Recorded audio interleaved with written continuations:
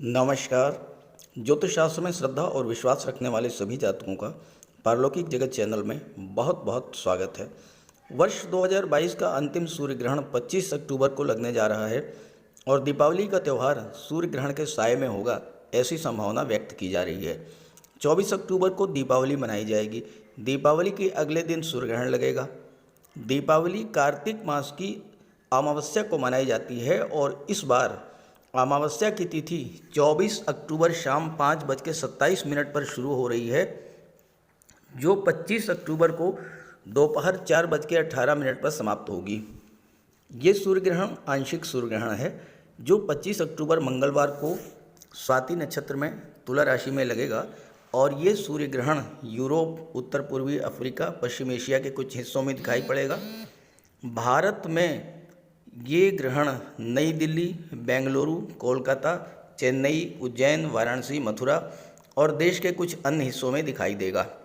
भारतीय समय के अनुसार ये सूर्य ग्रहण 25 अक्टूबर दोपहर 2:29 पर आइसलैंड में शुरू होगा और शाम 6:20 पर अरब सागर में समाप्त होगा। भारत में ये सूर्य ग्रहण शाम 4:29 पर दिखाई पड़ेगा, जो कि 5:57 पर समाप्त होगा। जहाँ तक सूतक काल की बात है, सूतक काल सूर्य ग्रहण से 12 घंटे पहले शुरू होगा। प्रातः काल 3:17 से सूतक काल शुरू हो जाएगा। इस वर्ष के अंतिम सूर्य ग्रहण में अद्भुत ग्रह स्थितियाँ देखने को मिलेंगी। 25 अक्टूबर के सूर्य ग्रहण के दिन सूर्य, चंद्रमा, शुक्र और केतु ये चारों ही ग्रह एक साथ तुला राशि में गोचर करेंगे और सबसे महत्वपूर्ण बात यह है कि चारों ही ग्रह स्वाति नक्षत्र में होंगे और स्वाति नक्षत्र के स्वामी हैं राहु। तो इस तरह से 25 अक्टूबर को राहु के नक्षत्र में सूर्य, चंद्रमा, शुक्र और केतु का गोचर होगा। इसके अलावा इस ग्रहण के समय देवगुरु चारों ही ग्रहों से षडाष्टक योग बना रहे हैं और इसके अगले दिन बुध भी आ जाएंगे तुला राशि में और पंचग्रही योग बनेगा, जो अत्यंत दुर्लभ योग है। तो इस तरह से इस बार सूर्य ग्रहण के समय ऐसे दुर्लभ योग बन रहे हैं जो कि सदियों के बाद बनते हैं। जहाँ तक दीपावली की बात है, दीपावली पूजन का जो शुभ मुहूर्त है वह शाम 6:37 से 8:35 तक रहेगा 24 अक्टूबर को। तो इस तरह दीपावली का पर्व सूर्य ग्रहण से प्रभावित नहीं होगा। तो बात करेंगे इस वीडियो में सूतक काल और ग्रहण के दौरान सावधानियां और उपायों के बारे में, गर्भवती माताओं के लिए विशेष उपायों के बारे में और अंत में कन्या राशि के जातकों पर के जीवन पर इन दुर्लभ ग्रह स्थितियों के बनने का क्या प्रभाव पड़ेगा, इसी का विश्लेषण करेंगे। ये विश्लेषण आपकी चंद्र राशि के आधार पर किया जा रहा है, लेकिन वीडियो के शुरुआत में ही मैं आपको एक छोटा सा उपाय बता दे रहा हूँ। आप उपाय को ज़रूर कीजिएगा, आज से ही शुरू कर दीजिए और कम से कम 1 माह तक कीजिए। बहुत अच्छा शुभ फल आपको प्राप्त होगा। वीडियो के शुरू में ही मैं आपको एक सरल सा उपाय बता देता हूँ, जिसे आप 17 अक्टूबर से 16 नवंबर तक नियमित रूप से कीजिए। प्रातः सूर्योदय से 1 घंटे के भीतर सूर्य देव को अर्घ्य दीजिए। तांबे के लोटे में जल, लाल पुष्प, रोली, अक्षत, लाल चंदन और थोड़ा सा गंगा जल लेकर सूर्यदेव को अर्घ्य दीजिए। अर्घ्य 3 बार में दीजिए और ध्यान रखें कि जल आपके पैरों पर ना पड़े। इसके लिए कोई आप टब रख लीजिए या कोई गमला रख लीजिए और जल गमले में ही गिरे। इसके पश्चात उसी लोटे में जल भर करके अपने पास रख लीजिए। सूर्यदेव के सामने मुंह करके बैठ जाइए और गायत्री मंत्र का सस्वर बोल कर जाप कीजिए। 21 बार, 51 बार या 108 बार, जितना आप कर सकें। इसके बाद लोटे में रखा हुआ जल पीकर अपने डेली रूटीन के कार्य शुरू कीजिए। आदित्य हृदय स्तोत्र का भी आप पाठ करें तो और भी उत्तम होगा। छात्रों को ये उपाय अवश्य करना चाहिए, क्योंकि सूर्य सरकारी नौकरी, शासन प्रशासन के कारक हैं, और अगर आप भी इस उपाय को करते हैं तो आप सफलता की ओर बढ़ेंगे।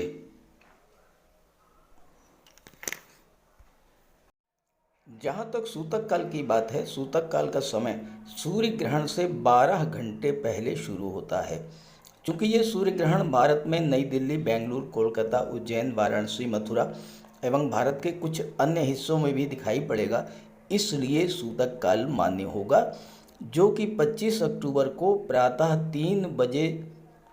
3:17 से शुरू होगा और सूर्य ग्रहण समाप्त होने के बाद समाप्त होगा। सूतक काल में किसी शुभ कार्य की शुरुआत नहीं की जाती है। सूतक काल के दौरान भगवान सूर्य के मंत्रों का जाप करें, गायत्री मंत्र का, आदित्य हृदय स्तोत्र का पाठ करें। भगवान की प्रतिमा का स्पर्श बिल्कुल भी ना करें। ग्रहण समाप्त होने के बाद स्नान करें, फिर देवी देवताओं की मूर्तियों पर, अन्न पर, घर में गंगा जल का छिड़काव करके, साथ ही साथ ग्रहण के दौरान महामृत्युंजय मंत्र का भी जाप आप कर सकते हैं। सूतक काल के दौरान, ग्रहण के दौरान सोना नहीं चाहिए और अपने पास तुलसी के पत्ते अवश्य रखें। बाहर जाने से बचना चाहिए, लेकिन अगर किसी विशेष परिस्थिति में बाहर जाना ही पड़े तो तुलसी के पत्ते अपने साथ लेकर के चलें। ध्यान रहे कि तुलसी के पत्ते सूतक काल से पहले तोड़ लें और भोजन में रख दें, फ्रिज में रख दें। ग्रहण काल के दौरान तुलसी के पौधे का स्पर्श न करें। अब बात करते हैं गर्भवती माताओं को क्या क्या विशेष सावधानियां बरतनी चाहिए। सूर्य ग्रहण के दौरान गर्भवती माताओं को विशेष सावधानी बरतनी होती है, विशेष उपाय करने होते हैं। देखिए, सूर्य ग्रहण के दौरान भोजन न करें, और भोजन अगर आपने बना लिया है तो तुलसी का पत्ता उसमें डाल कर के रखें, और पूरे सूर्य ग्रहण के दौरान तुलसी के कुछ पत्ते जो आपने पहले से ही तोड़ करके रखे हुए हैं वो अपने पास रखें। भगवान सूर्य के मंत्रों का जाप करती रहें, आदित्य हृदय स्तोत्र का पाठ करें, गायत्री मंत्र का जाप करें, महामृत्युंजय मंत्र का जाप करें। इससे आपके गर्भस्थ शिशु पर सूर्य ग्रहण का कोई प्रभाव नहीं पड़ेगा। तेज धार और नुकीली वस्तुएं जैसे कैंची, चाकू, सुई, आलपीन, इसका प्रयोग बिल्कुल ना करें। इससे नकारात्मक प्रभाव पड़ेगा शिशु पर। बाल और नाखून बिल्कुल नहीं काटना है। गरीबों को ग्रहण के बाद स्नान करके दान करें। घर के बाहर ना निकलें और ग्रहण के दौरान ग्रहण को देखने से बचें। ग्रहण के दौरान ना तो भोजन पकाएं और ना ही खाएं। अगर किसी विशेष परिस्थिति में घर से बाहर जाना पड़े तो तुलसी का पत्ता अपने साथ रखें, और घर में अगर मंदिर है तो उसके कपाट बंद कर दें, और ग्रहण के दौरान देवी देवताओं की मूर्तियों को स्पर्श ना करें।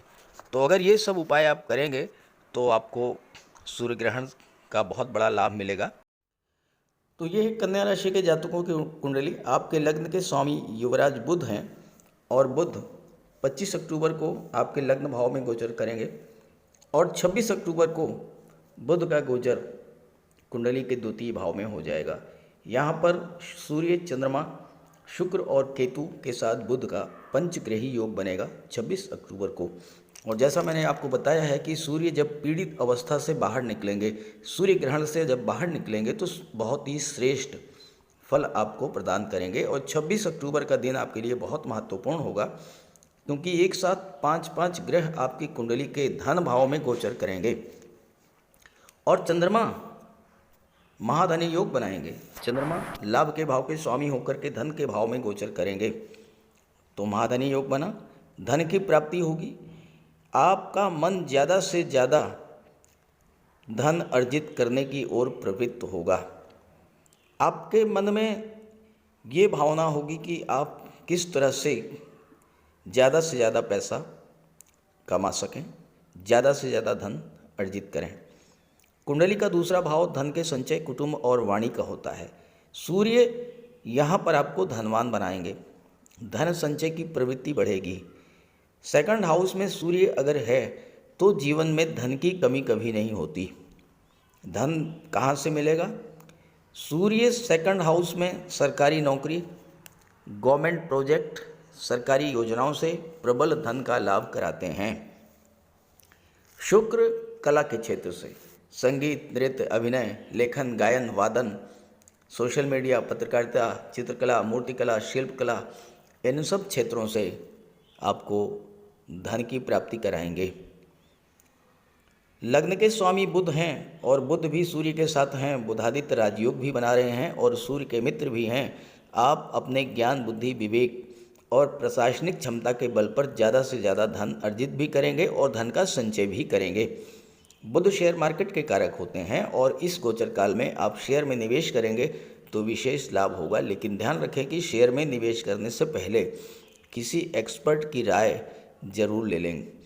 सेकंड हाउस परिवार का होता है और सूर्य के प्रभाव से आपके परिवार में थोड़ा बहुत बिखराव हो सकता है, लेकिन सूर्य के प्रभाव से परिवार के सदस्य एक दूसरे से भले ही दूर दूर हो जाएंगे, लेकिन अलग अलग शहरों में व्यापार व्यवसाय के सिलसिले में जाएंगे और वहाँ से धन का संचय करेंगे। सूर्य के इस गोचर काल में अगर आप अपने घर परिवार से बाहर जाकर के विदेश में कोई कार्य करना चाहते हैं तो बहुत अच्छा रहेगा, क्योंकि सूर्य विदेश भाव के स्वामी हैं और सेकंड हाउस में नीचभंग राजयोग बना रहे हैं। विदेश का मतलब अमेरिका, कनाडा, फ्रांस, जर्मनी नहीं होता है। विदेश का मतलब अपने घर से हट करके किसी दूसरे, अपनी मातृभूमि से हट करके किसी दूसरे शहर, दूसरे राज्य, दूसरे प्रांत में जाकर के व्यापार व्यवसाय, नौकरी करना, यह भी विदेश होता है। आप दिल्ली में हैं, बॉम्बे में जॉब कर रहे हैं, आप बिहार के रहने वाले हैं, दिल्ली में नौकरी कर रहे हैं, यूपी के हैं, बॉम्बे में नौकरी कर रहे हैं, व्यापार कर रहे हैं, ये सब विदेश माना जाता है। बुध के प्रभाव से किसी विदेशी कंपनी में, किसी मल्टीनेशनल कंपनी में आपको IT sector, computer management, commerce के क्षेत्र में नौकरी मिल सकती है। सूर्य की दृष्टि अष्टम पर पड़ेगी। अष्टम भाव ज्योतिष, तंत्र मंत्र और रिसर्च का होता है। आपकी रुचि ज्योतिष, तंत्र मंत्र में बढ़ सकती है। रिसर्च के क्षेत्र में अगर आप हैं तो सूर्य और बुध की जो युति है, इससे आप रिसर्च के क्षेत्र में बहुत आगे जाएंगे। बुध की भी दृष्टि पड़ेगी तो मार्केटिंग और इंश्योरेंस के क्षेत्र में आप धन अर्जित करेंगे। ससुराल से अचानक से धन की प्राप्ति हो सकती है, क्योंकि राहु यहाँ पर गोचर कर रहे हैं और राहु ससुराल के कारक होते हैं, तो ससुराल पक्ष से अचानक से धन की प्राप्ति हो सकती है। अष्टम भाव रिसर्च का है। सूर्य का तेज, सूर्य का आत्मविश्वास आपके पास होगा, बुध की बुद्धि आपके पास होगी, तो आप रिसर्च के क्षेत्र में कुछ नया कर सकते हैं। गुप्त धन की भी प्राप्ति होगी, गुप्त विद्याओं, तंत्र मंत्र में आपकी रुचि बढ़ेगी और गुप्त रहस्यों को खोजने की आपकी प्रवृत्ति भी बढ़ेगी। सूर्य और शुक्र का योग बनेगा। सूर्य और शुक्र का योग बनने से, सूर्य पिता के कारक हैं, शुक्र धन के कारक हैं, तो आपके पिता को धन की प्राप्ति होगी। जैसा मैंने पिछले वीडियो में बताया है, सूर्य के राशि परिवर्तन वाले वीडियो में, कि कहीं ना कहीं से आपके पिता को धन की प्राप्ति होगी, पिता की आर्थिक स्थिति मजबूत होगी। और बुध और शुक्र का लक्ष्मी नारायण योग बनेगा तो अब धन का योग होता है। माता लक्ष्मी और भगवान विष्णु का वास होगा, निवास होगा आपके घर में। सूर्य आपका बैंक बैलेंस बढ़ा देंगे। शेयर, गोल्ड, प्रॉपर्टी में आप निवेश कर सकते हैं। हालांकि आपकी वाणी में उग्रता भी रहेगी और आपके अंदर अहंकार और ईगो भी डेवलप करेगा, इससे आपको बचना होगा। देवगुरु का गोचर सप्तम भाव में है और यहाँ पर देवगुरु हंस महापुरुष राजयोग बना रहे हैं, जो दाम्पत्य जीवन के लिए, दाम्पत्य सुखों के लिए बहुत ही श्रेष्ठ है। और शुक्र भाग्य भाव के स्वामी हैं और विवाह के कारक होते हैं, लव रोमांस के कारक होते हैं। तो ऐसे में आपका विवाह भी इस गोचर काल में हो सकता है। और चूंकि भाग्य भाव में है तो भाग्य के सहारे आपको बहुत अच्छा जीवन साथी प्राप्त होगा। साथ ही साथ शुक्र धन के भाव में गोचर कर रहे हैं तो विवाह के पश्चात आपको धन की प्राप्ति भी होगी। ये हो सकता है कि आपका लाइफ पार्टनर, आपका जीवन साथी किसी नौकरी में हो या कोई व्यापार व्यवसाय कर रहा हो और गुरु की दृष्टि आपके लग्न पर पड़ेगी तो फिर आपका व्यक्तित्व चमक जाएगा, ज्ञान बुद्धि विवेक बढ़ेगा। जीवन में बड़ी से बड़ी समस्या हो उसका आप निदान अपने बुद्धि ज्ञान विवेक के बल पर कर लेते हैं। एज ए काउंसलर वकालत के क्षेत्र में आप बहुत अच्छी सफलता प्राप्त करेंगे। धर्मगुरु पुरोहित हैं, आप कथावाचक हैं, धार्मिक कर्मकांड कराते हैं तो ऐसी स्थिति में भी आपको बहुत बड़ा लाभ होगा क्योंकि देवगुरु की दृष्टि आपके लग्न भाव पर पड़ रही है। देवगुरु की दृष्टि लाभ भाव पर पड़ेगी तो संतान का लाभ हो सकता है, धन का लाभ होगा, शिक्षा का लाभ हो सकता है। छात्रों के लिए भी समय बहुत अच्छा रहेगा। अपनी मजबूत वित्तीय स्थिति, समाज में उच्च स्थान, अच्छी नौकरी, शासन प्रशासन, राजनीति में आपकी पकड़ मजबूत होने के कारण आपके शत्रु बढ़ेंगे। चूँकि शनि का गोचर पंचम में है और कन्या राशि के लिए शनि का ये गोचर बहुत अच्छा नहीं माना जाएगा और शनि छठे भाव के भी स्वामी हैं तो स्वास्थ्य संबंधी समस्याएं भी थोड़ी बहुत आ सकती हैं आपके सामने। तो आपके शत्रु बढ़ेंगे, मन ही मन आपसे जलेंगे। लेकिन देवगुरु की कृपा होने से जब देवगुरु केंद्र के भाव में गोचर करते हैं तो किसी भी ग्रह का अशुभ प्रभाव आप पर नहीं पड़ता है तो आप अपने शत्रुओं को परास्त कर लेंगे।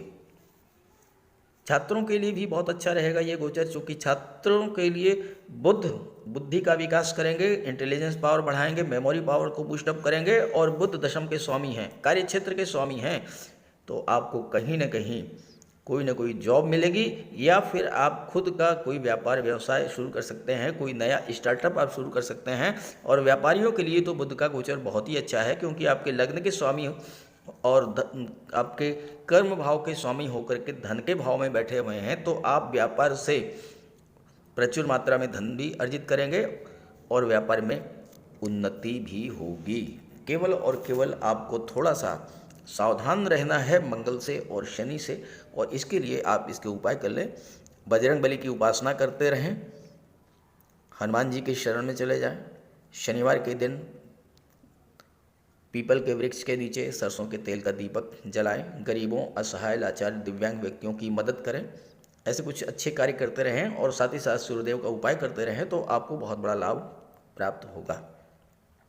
ये जानकारी आपको अच्छी लगे तो अपने साथियों मित्रों को जरूर शेयर कीजिएगा। नमस्कार।